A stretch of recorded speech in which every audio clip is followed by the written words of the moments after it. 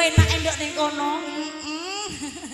Oke, kalau jangan tebangipun kejagaan kebencian, yuk monggo kita ngwahyu kalau sebaya cai masih bekerja sama dengan Satria Jaya Audio Production yang pergi untuk ya Mahesa. Siap juga yang masih bersama SRB Media.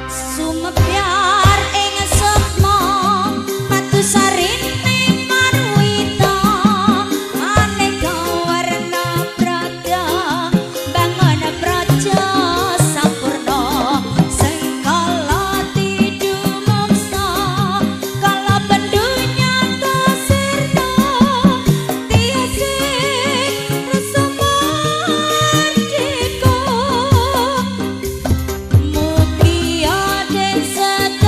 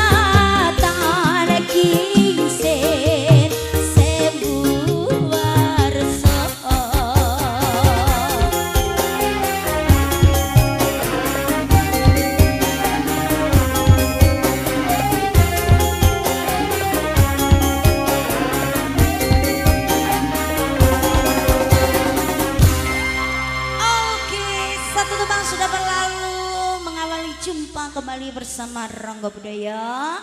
Tembangnya Kidung Wahyu Kalosiba. Sampun kula aturaken kejekaken Bapak Senok sak keluarga. Aku nek nyawang Pak Am Senok ya nduk ya. Aduh, ngetan ngulon. Priyantune iku lho Nok. Iki lho Pak Senok. Lah sing dadah damel. Pripun Bapak lho ngene iki lho nduk aku